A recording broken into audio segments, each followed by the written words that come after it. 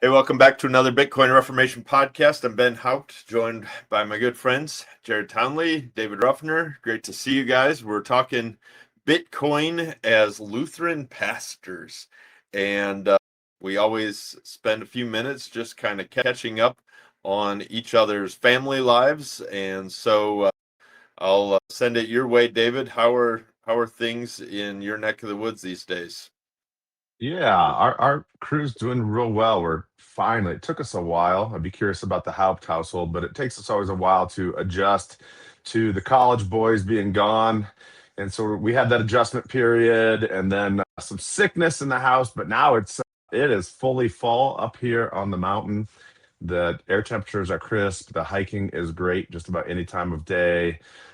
I had 3 cords of wood finally delivered yesterday. So I'm not quite to the point where I'm harvesting my own wood and splitting it.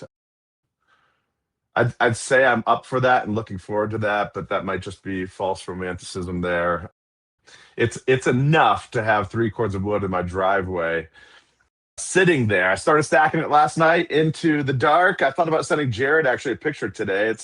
It's Friday as we sit here and record, and on Sunday afternoon, Jared, Lord willing, if all goes to plan, will be stopping through to our home and spending the night. And I was gonna say, hey Jared, I can leave some for you. Come on There we go. over and we'll stack Hey, you firewood. bond over nothing better than physical labor Yeah, together, right? So let's do that's it. right.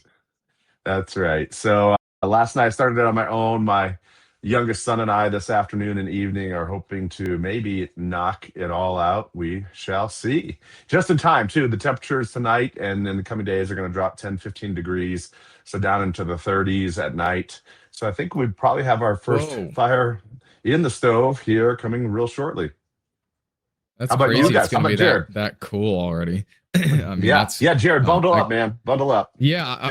I feel like I need to ask you, what clothes do I need to bring if I'm gonna be there just for that's crazy. So things here are going well. So we're expecting our first visitor in a month or so. So it's always great to have family coming to town. Emily's mom is going to be here for a week or so. Just the extra hands and the time getting to see her play with the kids. It's truly nothing better in that sense. So really excited for that. But the not fun thing that happened in the last couple of weeks, Silas took a good tumble. So we were eating lunch at the table, and all of a sudden in our guest room you just hear this like massive thud and then immediate like screaming, and I'm not one to run. Like I am a very, all right, let's go investigate level-headedly if there is a problem. If I'm freaking out, it's probably not going to help the situation either. But this is one of those situations where I heard that, I got up, and we'll just say I sped walk across the room to the guest room, and by the time I got there, he already had like a goose egg that was like a solid quarter inch, half inch out of his forehead. And now I know that that's good. Now I know that that means it's a bruise in the right direction, right? We don't want an inward bruise or inward hole, right? Because then that means there's a hole in his No. skull. But nevertheless, a freaky moment. And so we did the whole call our nurses line. They sent us to urgent care. Urgent care sent us to the ER. ER said, urgent care doesn't know what they're doing. You're fine. Go home. He's going to be okay. All those sort of things. But then the following weekend, we had the principal and his wife and their son over. And we've been trying to figure out what happened because we weren't there. He was just kind of standing. So he either like fell and hit his head on like the corner of the desk. Maybe he hit like the corner of the door. And we've asked him enough times that he started to tell us doorknob, which is a little strange because he's not tall enough for the doorknob to actually be where he hit his head on said doorknob. But while they were at our house, we asked him, "Hey, Silas, can you tell Derek and Becca how you hit your head?" And he, no kid you, stopped what he was doing, walked over to the door, grabbed the doorknob, and pulled it towards his head and said, "Ow." And so he's reenacting exactly whatever he thinks happened in that moment. But just a scary but funny thing now for our little sensitive soul that is Silas to hurt his head and all those sort of things. But other than that, I mean, Judah is turning 4 months tomorrow, the 4th of October. And that is just unbelievable. I can't believe it. He's 4 months old already. I mean, time is just flying by, obviously getting bigger, all those sort of things. So life is good. It's fall here now. There's not really trees that change colors down in the valley, but up on the mountain, there's some aspens that change into that really beautiful golden yellow-ish color, and I've seen some pictures of those. So we're hoping to maybe get out and see some of that, because as a Midwest boy at heart, I will miss the changing of the seasons through the lens of the dying leaves and foliage that we don't get here. So that's what's going on in my world these days. Ben, what's going on over in yours? Yeah, things are fine here in the armpit of America in St. Louis, Missouri. It's still warm and moist, and we are not ready. We're not at fall yet. We are all very ready for it, but yeah, it's still just kind of yuck. Right. Things are great with the family. We're all doing well. You know, my kids are almost 15 and 18, and Aiden's having a great time at college. Noah's having a great time in high school. I won't say which one of my kids did this, but your story about Silas did remind me of a couple of times that we had to call somebody quick when something happened, and it was poison control. 2 times we had to call poison control on our kids. The first time, one of our kids came crawling out of the room where we had our changing table, and it looked like he was sucking on something. And when we got over to him, we realized that he had gotten a baby enema and had sucked all the liquid out of it. Thankfully, it had never been used before. You know, but that was fine. The poison control said, "Oh, it does the same thing going in that end as it does the other." So the other one though was we had one of those like, it's like a room deodorizer, and it has these like beads in them, and the beads are filled with some kind of liquid to smell good, and then there's this cap over it. And I don't remember exactly how this even happened, but we found one of our kids sitting there eating the little beads. It tasted good. No. So I call the poison control, and I say, I'm freaking out, right? I'm like, oh gosh, this is, my kid's gonna die. And the lady said, sir, this is not a big deal. Just kind of watch him and put him to bed. And I said, ma'am, it says on this container to call poison control if these are eaten. And she says, honey, now you look here. I've been doing this job for 25 years. That is the least of your concerns. You don't need to be concerned, but you certainly shouldn't be telling me how to do my job. I've heard way worse. And I went, okay, yes, ma'am.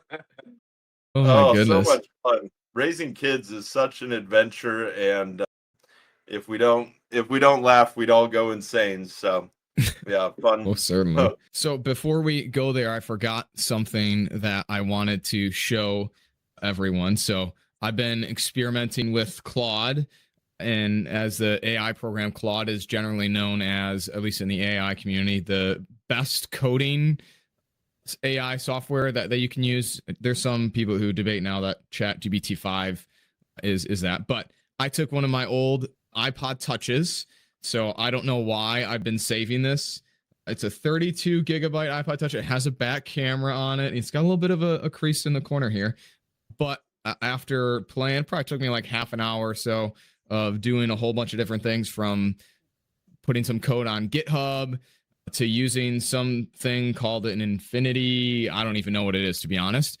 But nevertheless, I now can, on my little iPod, I don't know if you can see this or not here, you can see the price of Bitcoin, the difficulty level on here, the block, and the block number are all on here, and it refreshes automatically every 90 seconds, which is pretty cool. So I just had to show that. Go ahead. So it's still, so your iPod Touch is still running iOS, because I see the, like at the top, it still has the Yep. time and all that. But then is this an app? So it's actually a website. You could go, I mean, I could give you the website. I forget what it even is. But the problem is that they don't run, these iPods are so old, they don't run the I don't know how to say it, the internet in the way in which it exists today. And so it's about basically dumbing down whatever thing you're doing enough so that it can be used on an iPod. So and the best part is I have no idea how this works. I just kept telling it, here's the screenshot, the numbers are too big, they're outside the thing, or it says data error, data not parsing, and then you just go and do what it says. And if you're confused, you say, well, that doesn't make any sense, can you help me be more clear, etc. So a neat way to repurpose something that, I'm 32, so this is like nostalgia technology for me, reusing my old stuff that I think is pretty cool in a cool way. I was asking Claude this morning, can I do something with my old iPod Classic? I also have one of these, mine's a 80 gig iPod Classic with the click wheel and everything. Still powers on, still works, all those sort of things, but it told me there's probably not a lot you could really do with Bitcoin for an iPod Classic because it's a media storage device. So, oh well. But that's nevertheless, awesome. that's not what we're here. Coder. Yeah, right. That's not what we're here to talk about today. We're here because I think we're going to talk about something that, as followers of Jesus, maybe we either don't talk a lot about, or at least when we come to the topic of Bitcoin, we approach it usually through a few different lenses. So in my experience, and maybe I'd ask you guys to chip in here too, when you talk with someone who is a follower of Jesus, a Christian, and you're talking about Bitcoin, the thing that they might say first and foremost is something like, well, that's gambling, or that's a speculative investment. And the primary lens they're looking at it through in that lens is something that they're going to either buy or not buy. And so it's really only about the numerical value, the numerical loss, the numerical possibility of Bitcoin itself. And so the article we're going to talk about today comes at it from a different lens. And I think in a way this allows us to sort of spin if Bitcoin is something that we could spin around right in our hand, we're going to spin it a little bit differently and look at it in a different way from a different perspective. And so if you're listening to this, obviously you're enough Bitcoin curious that you're here. But nevertheless, I think this might be a good one for us to share with those people who maybe are followers of Jesus, but are very against Bitcoin. And the frame for us that I want to use today is, let's think about what Bitcoin is for people around the world, whether or not we are going to invest in it or not. And so it's more about, let's think about the idea and what it allows other people to do in the world. And then we can talk about why or how or what other ways a follower of Jesus might say, hey, this is a good thing. This is a helpful thing, or maybe it's not. So the article is from a guy named Alex Gladstein. I've read his book, Check Your Financial Privilege. I think I've talked about that a couple of times here on the podcast before, but he is, I don't know if he's the CEO or what his title is, of the Human Rights Foundation, HRF. And so he leads that globally. He's a very interesting person to follow on X and Twitter because of the things that he posts that are not just about Bitcoin, but about human rights things around the world. And so this whole article that he wrote is called Why Bitcoin is Freedom Money. Why Bitcoin is Freedom Money. And I was telling the guys beforehand that I really think this article is a blend of two things. First, that book that I already mentioned, the book Check Your Financial Privilege by Alex Gladstein. But then another book that we've also talked about here on the podcast before called Resistance Money, and I don't remember who the authors are, but if you Google Resistance Money, it's got kind of like a fist on the front, an orange cover, etc. And it's a blend of those two things.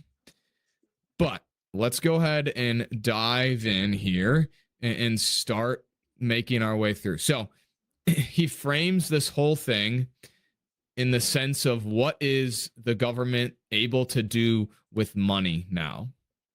And so he tells a brief little summary of, hey, before there was digital things, before the digital age, if you will, there was only really cash.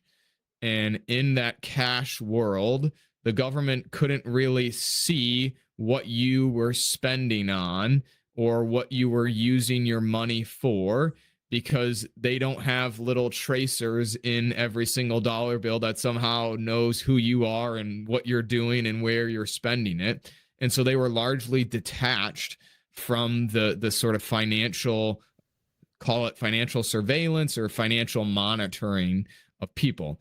But now in the digital world, they are much more able and much more capable, and I think we can say they do now know so much more about people and where they spend, what they give to, all those sort of things.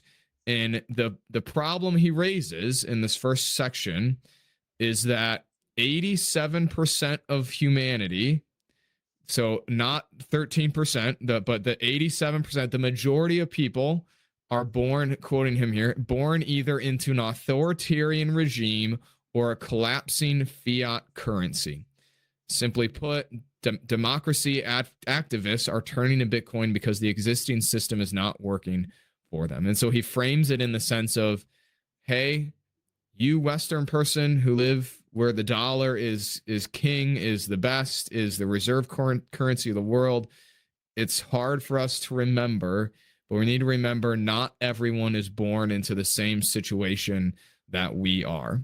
And so he frames this whole thing in the sense of, hey, for the majority of the world, they don't live in a place in which their financial system is functioning, where their government is watching all of their transactions, and where the value, the purchasing power of their currency is falling and being debased at a rapid pace, much more than our United States dollar is. All right, I'm going to stop and come up for air because I just talked for a whole long time. So what are your thoughts as we sort of begin? Did I miss anything from the beginning you want to re-highlight, et cetera, et cetera?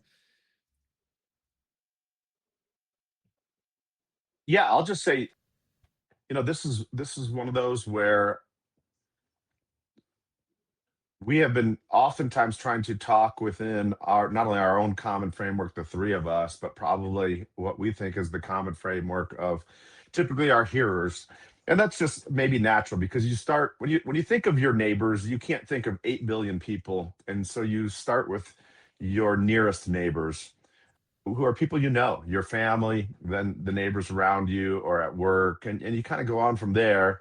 The reality is you probably run out of steam then thinking about your neighbors at some point when you're into the hundreds and thousands, or this state, the next state, these United States. So we are attempting to think about Bitcoin, what it means for other people outside of our framework. And admittedly, how many episodes are we in? More than a year of recordings, and we've made mentions of these types of things, but I don't think we've had an episode entirely focused on this to date. So this is like you hear about the fish who doesn't think the water's wet because the fish is always in the water. What is water and what is wet? And we're attempting to admit that about ourselves, and admit that we often, as you said, Jared, come at this from a particular framework. But I mean, consider particular Western listeners from the United States in particular, things we have. Here's two things we have that actually go hand in hand together. In fact, you unravel one and you may well unravel quickly the other. Property rights and freedom of speech. I mean, some people this past month have been finding out that even though you're free to speak, what you do speak can be costly. So some people are getting lessons on that, as we all have at times. So you are free to speak up, but what you say may bear a cost, may bear a price. But we have freedom of speech and we have property rights. And when you have those two things as some of the most fundamental pieces of our framework, a lot of other things can be built upon them. But there are vast numbers of people in this world who have those to lesser degrees, or have one or the other, which doesn't make a whole lot of sense, or ultimately have neither. And so we're trying to say that, I think of places in the globe I want to visit, I want to visit, I want to visit. It'd be an entirely different story if you said, "Do you want to live there, David?" And I'd be like, "Sure, 3 weeks there would be great." No, no, no, no, no, David. Do you want to pick up your family and go and live there? Oh, sure, as an American citizen. No, do you want to live there as a citizen of that place with all the rights thereof pertaining to, or the lack thereof, right? And probably the answer is no. And yet these also are our neighbors. In the Christian church, we probably encounter these neighbors, particularly at times through missions, missionaries. We take the time to pray for churches throughout the globe and think about them. So that might be one lens by which we do that. But here we are. What does Bitcoin mean for our many, many neighbors beyond our family, beyond our friends, beyond these United States? Love that, David. And what you were just talking about brought to my mind some of the neighbors that I interact with regularly within the organization that I serve with. So Pastoral Leadership Institute, global organization. We train people around the world in leadership, especially leading the mission of God. 17,000 of the 17,500 or so people that we trained last year were outside the US, and a good 14,000 of them specifically in Africa. And I was there in Kenya and Uganda this January, and I got to experience just a little bit of what the financial world is like outside of the US. I got to see people use M-Pesa, this peer-to-peer sending of money through SIM cards, and the lack of infrastructure in many ways that we very easily take for granted. The other thing that comes to mind is, I think people have a general sense of things going on around the world and are aware sometimes of tyrants and dictators and evil regimes around the world.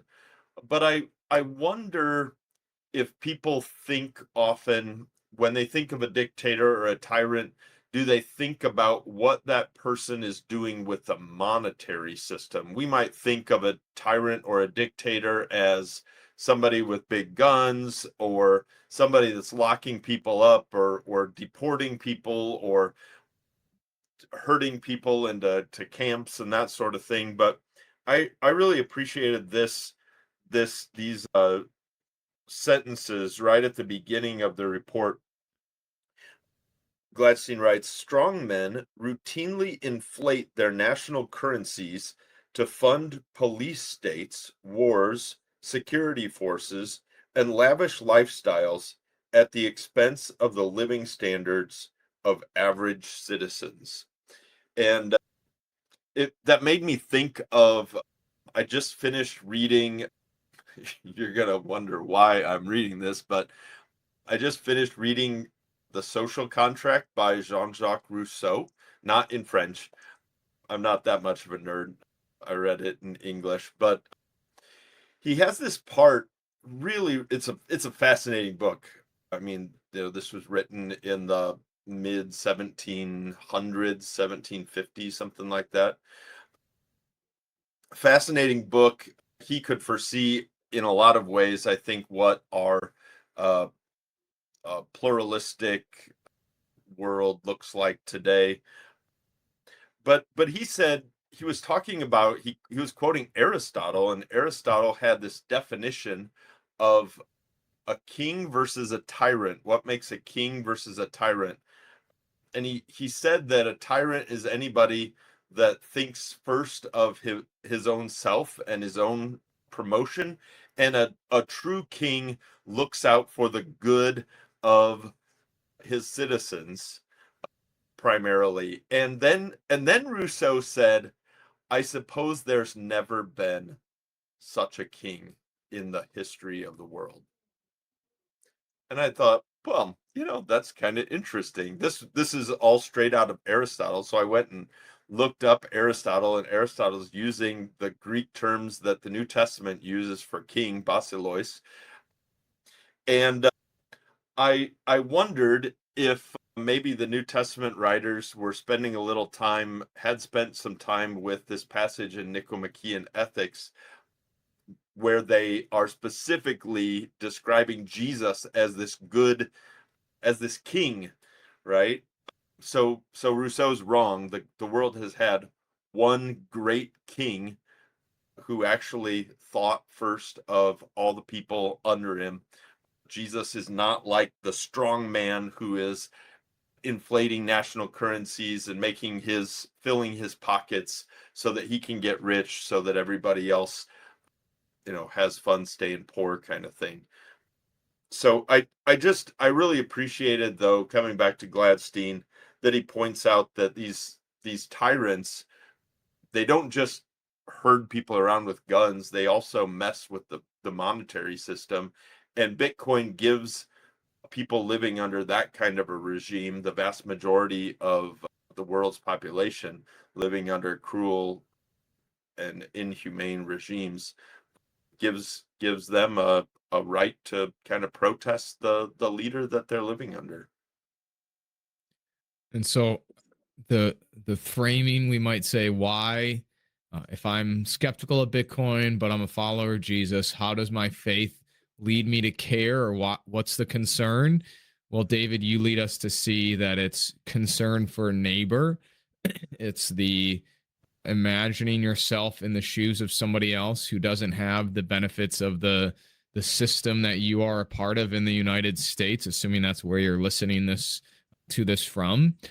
But then even more so, it's, Ben, I think what I hear you saying is, hey, it's more than just the evil that we might think about. Oh, well, they're killing innocent people, they're enforcing them into slavery, which are all certainly evil things that dictators do, but that it's sometimes the root thing is the money and what they're doing with the money that affects other people as well. And so for those who follow Jesus, we say, hey, we are to love our neighbor as ourselves, right? Love God, love neighbor, the two commands of Jesus. But then we can ask, well, what's actually going on here? What's maybe in the dark that needs to be brought to the light? And that's the way in which these dictators, these authoritarian regimes use money. And so he goes through now in the rest of the article and gives some examples of why and how Bitcoin helps these people in their work, in their life. And so the first thing that he talks about is the banking crisis for these people who are doing activism. And he does it in a few different ways that I think maybe are on the base level, like just it kind of makes sense. And then on a more sort of call it political level, that maybe is a little bit more tricky. But the base thing he says is, hey, in today's world, you want to send money across the world, you have to use Swift, or you have to use a wire transfer usually. And not only are those incredibly expensive, there's heavy fees on there. There's also just the slow time that it takes, and that it could possibly be stopped by said government over there, and that it might not even make it once it's finally been transferred to. And so there's a lot of risk in the system of transferring money around the world that Bitcoin does a better job of as being just about as simple as sending it in 10 minutes over the Bitcoin network, the main layer, or instantly over the Lightning network, which is that layer 2 that we've talked about before.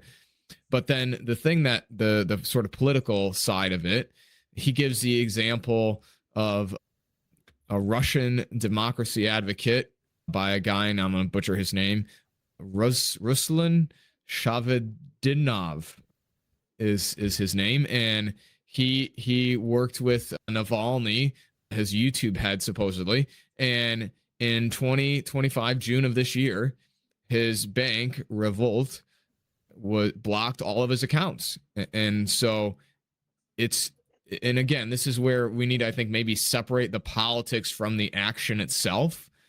That we might be concerned about the politics, but by and large, the problem is that in today's world, in the digital world, where our dollars and everyone else's dollars around the world are stored in a digital bank account, the government, whoever they are, whether we think they're good or bad, can go to said bank and say, please stop, turn this person's funds off or limit how much they can use. And just like that, you've lost, whether it's your life savings, in this case, your organization's funding to pay your volunteers, to pay for whatever material you'll need. And that account is in the hands of somebody else. And so he talks about how Bitcoin, we've talked about wallets here, that it's as simple as having a cell phone, using a wallet that's not controlled by somebody else, that you take self-custody, you hold that yourself, and no one can come in and shut that down. That I can freely send my Bitcoin across the world, and no one can stop me from doing that, short of then maybe how I might off-ramp that onto a local currency. But sending that value around the world is something that no one can stop. And so it's a simple, hey, we take for granted that by and large, many of us can go to Chase or to Wells Fargo, wherever, our local credit union, if you're a credit union person, and you can open a bank account, and generally, whether it's that day or within a week or so, you've got a bank account that you can use freely, that you're not really too concerned about being closed or someone coming in and saying, no, thank you, that's mine now. But that's not the reality, again, for the rest of the world. And so Bitcoin becomes a solution for that. It becomes a way to transfer dollars to those people, but then also a protection from against somebody who might want to stop that, who might not want you to be able to spend your money. So go ahead. With PLI, we regularly run into challenges where the local not regularly, I would say, but occasionally. I just heard a story the other day. Some of our trainers were in East Africa, and they were going across one border into another country. The country is toward the north, and it's run by extremist Muslim group, and they got stopped twice at the border, and it was rather touch and go whether they were going to allow to pass through the border and actually do the training in it. That story came to mind when Gladstein wrote, this is all these problems with trying to get nonprofits, trying to get funds to people on the other side of the world. He says this is a daily routine for nonprofits trying to bring funds in from other countries or seeking to pay staff or service providers abroad. The legacy banking system simply does not work well enough anymore to fund democracy work, and I might add, even their faith work, in difficult environments. It is not safe enough, it is not efficient enough, and it is not fast enough. And we wire money all over the world, and this is a reality that sometimes governments will bottleneck funds as a way to prevent people from doing things that they don't want them to do. I like how you bring that to the sort of faith side of it, because I mean, you think about places where Christianity isn't necessarily welcomed, that if we're trying to send money to Christian people, that could be an avenue for said government to stop that, right? And so again, it's not even, we're not talking about investing it. We're talking about the idea of what Bitcoin enables people to do. And in this sense, you could say, hey, this enables a church in the United States to send money to some whatever, fill in the blank, in whatever country. And they don't need to worry about anything necessarily in the sense of someone coming in, taking that, all those sort of things. It helps fulfill and helps them be able to live into that mission to go those other places.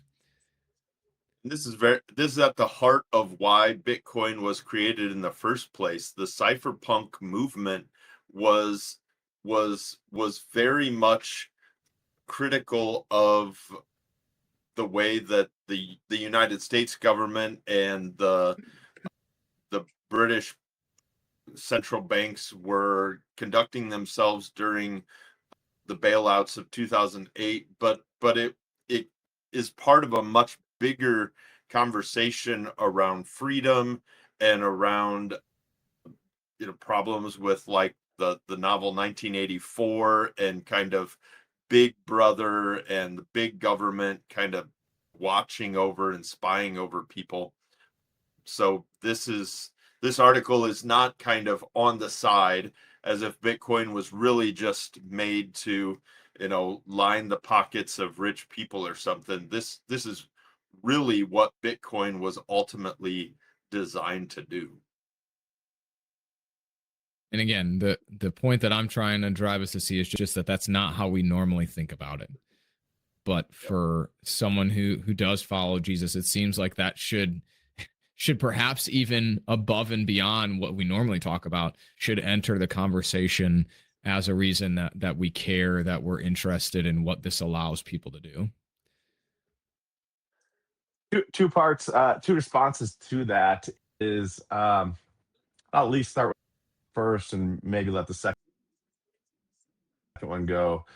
But we go back to, I said we were going to have to leave our context to think about these other places in the world and hopefully have empathy, right? Hopefully consider our far off neighbors. At the same time, some of these very tendencies that make it incredibly difficult for nonprofits to work in foreign nations or just to live and exist as a citizen in a foreign nation, some of these creep our way as well. And nothing drives this more than fear, right? We don't want to be fearful as a nation. I don't want to be fearful as an individual. The government says, well, in that case, I'll police it. I'll put more strictures on things. And therefore, the world will be safe and you will be safe, even if you are, quote unquote, sort of less free. And there you go. There's one to think about, sort of a slide, of freedom. But consider this. We can think of ourselves as free, but here's something I can't do. Actually, I can't do it for two reasons, but I can't go to the bank and ask for $11,000 in cash. Or at least not without sitting down and talking through it with the banker. And then the banker, in that case, because it's more than $10,000, they will ask me, what are you using this for? And they will file that with the IRS. A couple things. One reason I can't do is I don't have $10,000 in any of my accounts right now. I'm not that liquid. We've got 2 college kids, but let's say that I did and I went in and did it. I just couldn't do it. In fact, knowing that, would probably think of myself as smart and would set up 2 different days in a single week to go get 2 smaller amounts of money to add up to the whole to try and bypass that. But that $10,000 mark, that came in 1970. That came in 1970. Really? It was instituted. Yeah. And get this, though. It was never adjusted. $10,000 in 1970 is the equivalent of $83,000 today. So you're like, okay, I don't know if I like the banker asking me at any level, what are you going to use this for? But 83,000 is a heck of a lot more cash than 10,000. I mean, I once pulled that much and a little bit more out of the bank to buy my pickup truck sitting out here in front. The guy wanted a cash deal. And so I did it. Talk about nervous. I've never held so much cash in my life. Not before and not after. But we have sort of creeping things in our day and age as well. Or we can talk about Ben's friends. I love, Ben, that you actually have friends. Now you can say I have friends in Africa. I don't. I probably have a couple, but don't enjoy as many as you. But much closer to the United States, you go to Canada, and individual citizens had their bank accounts closed for the act of protesting, peaceful protesting, I might add. Very calm, peaceful, very worthy protesting, I might even say. And their bank accounts were frozen. In many cases, funds were taken and never returned. And so I can think of my money as being my money in my bank. And yet there are quite a few circumstances that could lead to me not having access to my money, or not having access to my money without like being questioned, as if I'm a bad boy getting ready to do something bad. So it's creeping here in the West as well. I'm just thinking that that's a reason maybe to try and engage our hearers also. Yeah, there's even a report later on in this, on page 27 of the article. He's talking about a lifeline for democracy movements. And he says in Nicaragua, Daniel Ortega's regime has debanked even the church and universities in order to further consolidate the dictator's control. And that's a common strategy that has happened throughout the history of the world, right? That dictators realize that churches mobilize citizens in certain ways to think certain ways, and they have a large influence on them. And so it isn't surprising when a dictator would debank or penalize a church for just being the church. So I think this is there's real reason for Christians to be aware of this. I mean, there have been long time conversations, and some legislators here, even in America, have talked about removing the church's tax status or leveraging other kinds of penalties on the church. And if that were to ever happen in America, I would hope that Christians would stand up and protest, and would try to figure out, how do we survive? How do we continue to thrive as a ministry financially and then some? And maybe Bitcoin would be a possibility for that. And so he talks about that idea of, he calls it a quiet revolution. And I mean, I think we talked about it in one of the very first episodes, right? Is Bitcoin a revolution or a reformation, right?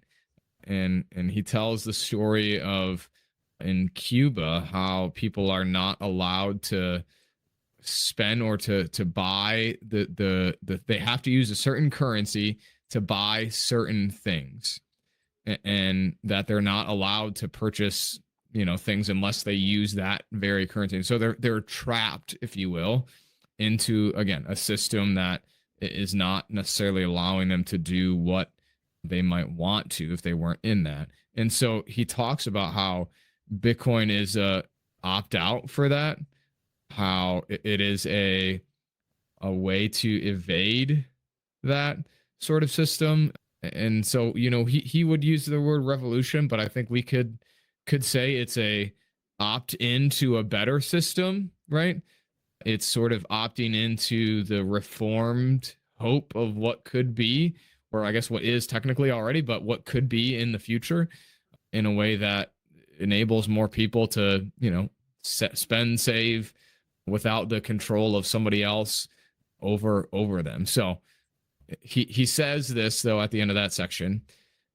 He says, each day families abroad send remittances into Cuba in Bitcoin.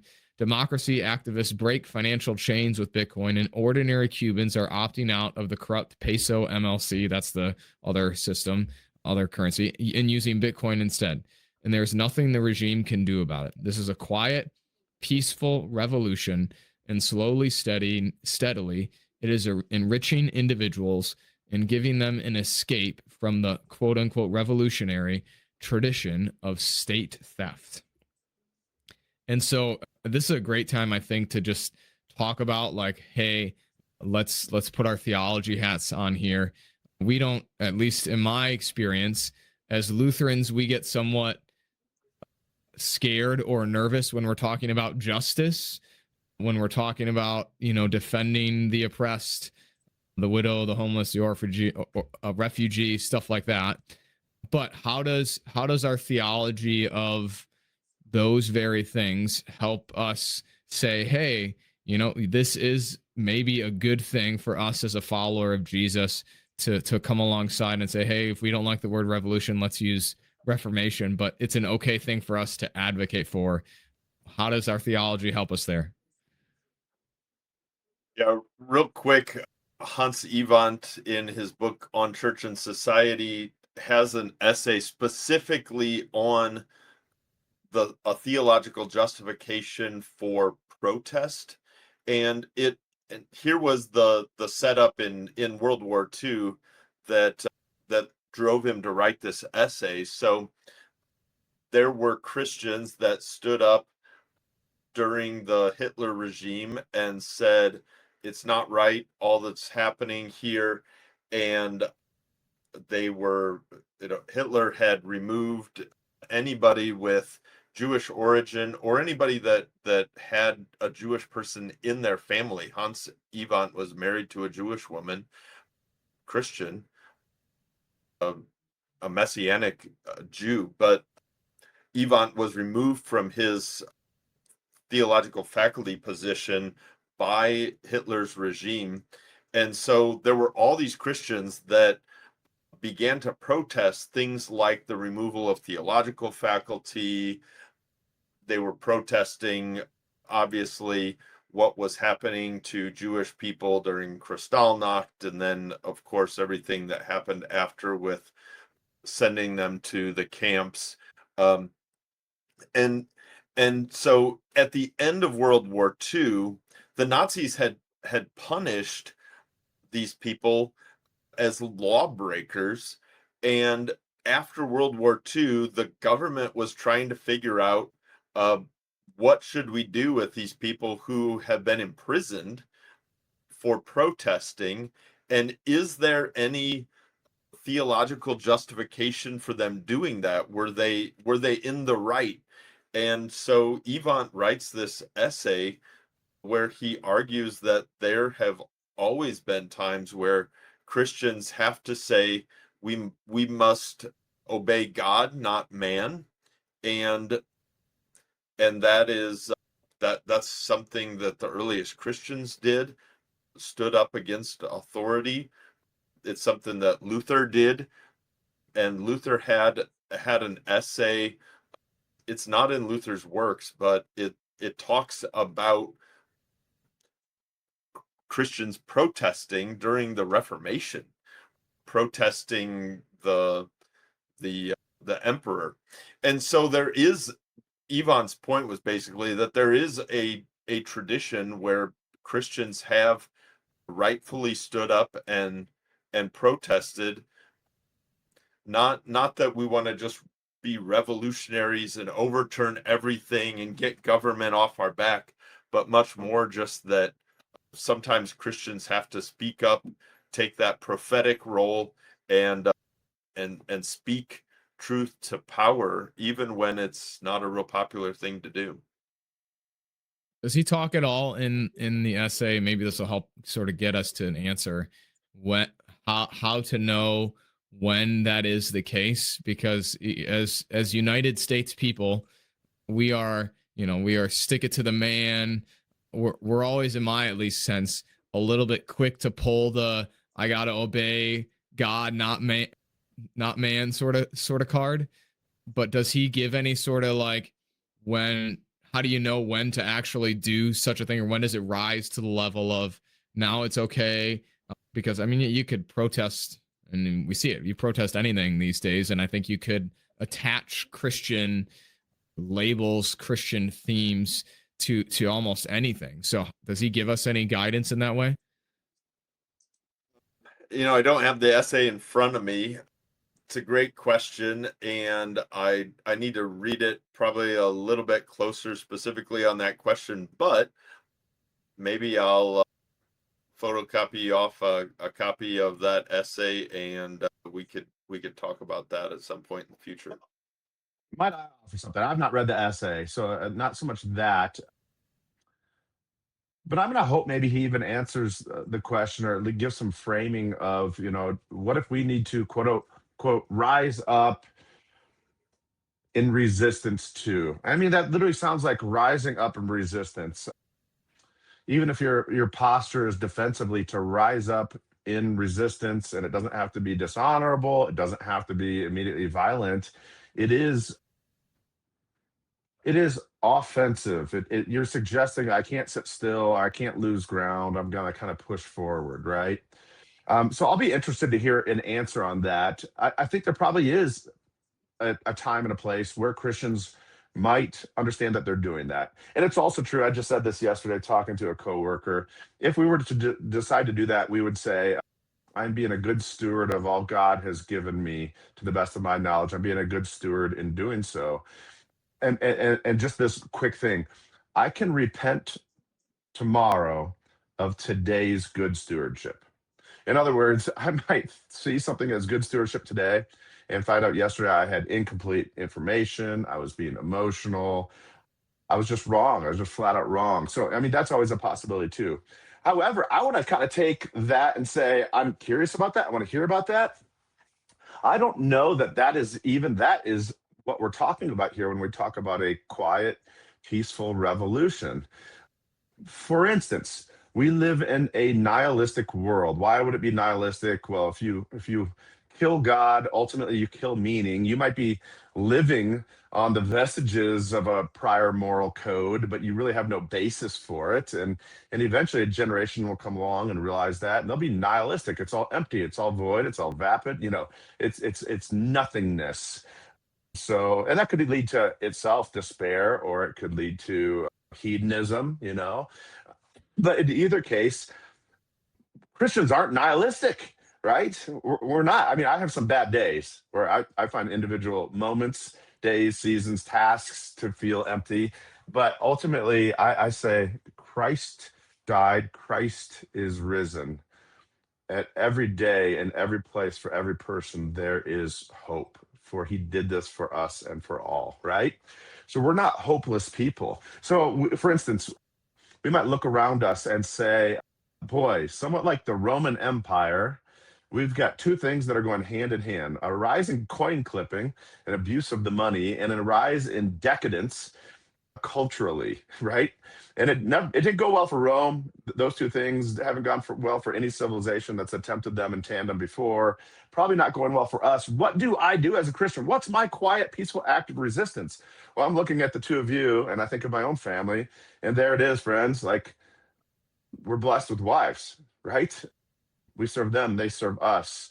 We are blessed with children. Talk about a quiet, peaceful act of resistance in the world. We probably don't often think of that as resistance, and yet it is. Kind of push back against the darkness, because we are people of light. The light is not our own, it is given to us in Christ, who is our peace, our salvation, who lives and reigns and abides. So for all of that, you can quiet, peaceful acts of resistance. I would contend the first ones we should look for and be excited about are acts where we build forward. And I think that's true of the Christian family, but I also think that Bitcoin is like that as well. It's a quiet, peaceful act of revolution and resistance, because it's a community that's actually building and not just tearing down. It's investing. I think the thing that he draws forward for us, from us, and sort of pushes us to see to, is this idea that we can be a part of the system of Bitcoin, or we can be happy that Bitcoin exists simply for that person who is in that situation, right? So he gives another example in here of a woman named Roya, who lives in Afghanistan, and she wanted and found a way to enable women to have and receive payments, where in her country that was not something that was okay, it was not something that was allowed, all those sort of things. But then even more so later on, when the Taliban came and people were forced to flee their home, she had tried to convince her family to put their savings into Bitcoin, but they didn't. But all of these women that worked for her, they were able to take their Bitcoin with them, and they didn't lose all of their savings in that way. And so, Right. as a follower of Jesus who's concerned, right, for those who can't speak for themselves, for those who don't have the same voice that I do or that we do, in some ways we can say, hey, I'm not going to buy this stuff, but if it helps you, I can be glad for you that it exists, and I'm not going to actively say this shouldn't be there because I might think it is a speculative thing, or I might think it's not a real worthy tool, it's magic internet money or whatever. Because for these people in the world, it's truly life-changing technology, from the sense of the monetary base that they're living on, that they're operating with, and the new things that it enables them to do in the world because of the technology that Bitcoin does. And so I think that's if we had to sort of put an exclamation point or here's the thing, it's that this is something that you don't have to be okay with buying yourself, but to say, hey, as a follower of Jesus, you should never be interested in this. Well, I would ask you, why do you say that? And if the only response we have is something like, well, it's a speculative investment, then we haven't done our homework on what it really is. And we haven't listened to those people that aren't in our context, where it is truly life-changing, life-saving, even if you want to use that word, but also empowering for organizations, for ministry groups around the world. And so if you're that person who says, hey, you shouldn't do this, I would hope that maybe today you've heard a few reasons why we should at least be open to the idea, even if it's something we don't want to do ourselves, but to say we need to kill this and we need to make it anti-Christian or a priority as a follower of Jesus. I want to pump the brakes on that and say, well, hey, what about this thing for that person? What about that other individual who needs this? It's their sort of lifeline in a system that is not the one that we live in. And I hope and think that as people who are called to love our neighbor, to do what we can to serve them as much as we would like to be served, we could see how this is a helpful tool for those people around the world who live in a financial system that is so different from ourselves. Any closing words from you, David? No, I love it. It's funny. I will say this. I've long been excited about these possibilities of Bitcoin, or these realities, possibilities to me, but realities to other people. It's good to come back around to it because it for me remains sort of this felt possibility. I'm a Westerner, and I'm an American. I was born with, well, the name of Gladstein's book, Check Your Financial Privilege. That privilege word isn't always used incredibly helpfully in this case, and yet we're told to count our blessings. We are blessed in particular ways that not all people do have, and the ways in which we are blessed, some of them are achievements of prior generations who also didn't have it. So we should actually be contemplative, I think, about those achievements, those blessings. Wouldn't we want them then for other people as well? And finally, I would say is this too. I see all these things that he brought up in story. I mean, the article is great. He uses real world stories, right? Um, that's pretty powerful. He doesn't just talk about technical mechanisms with implications. He tells real world stories. So good on him. The real world story here is we live in an age of more and more centralization of power. That is, I would suggest to you, why American politics has become so heated, is because there's more power, for instance, with the money printer under the finger of whoever reigns at 1600 Pennsylvania Avenue, such that now the infight, each political season, each voting season, grows hotter and hotter. And then at times the at least the temptation then to use that power against one's perceived enemies probably grows also, right?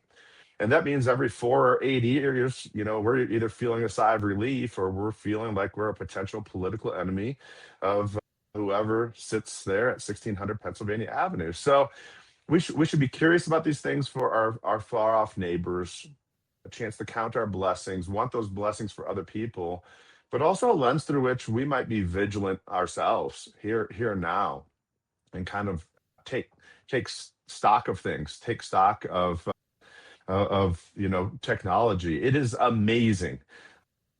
How about this? I had a buddy. We had a friend whose mom died, and a few college buddies got together on a text string and said, "Did you hear? Did you hear? Maybe you can call him, text him, email him, send a card." And then one of the guys was like, "Hey, can we send flowers together?" "Sure, let's do it. Let's do it." "Hey, just Venmo me the money." And my one buddy, I will not out him, said, "I don't have Venmo. Who can I send a check to?" And I'm thinking, oh, brother, like come to the age of Venmo. It's so much better. It's fast. There's no stamp and writing it out, but forgetting to take it to the post office, and then the lag time. None of that. Just one. So once you have a technology like that, you don't want to go back to the prior things, nor do you want to see these technologies, though, afford temptations to those quote unquote in power, who are supposed to be what? Civil servants lifting up. But from the beginning, since our first parents in our sin, we take the power to lift other people up, carry them, hold them, protect them, and are tempted to put them under the thumb. So that would be my final thing. Is it's a note towards vigilance for us as well, Jared.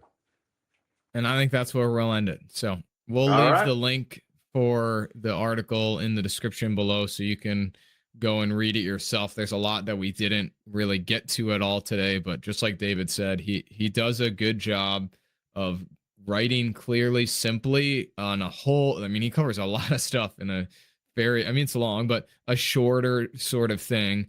But the best part is the real life examples, that he's not talking in hypotheticals, but he's giving real today or yesterday even examples of people that are actively using this, that it's not just well, in some magical world this situation could exist. It's no, this thing has already happened and now we're writing about it.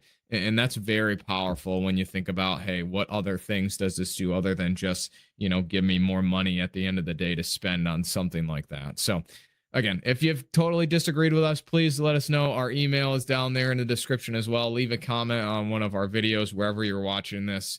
Like, share, all those sort of things. We're glad that you've been with us this week, and we'll see you in a couple more weeks as we continue to talk about Jesus and Bitcoin too. We'll catch you next time.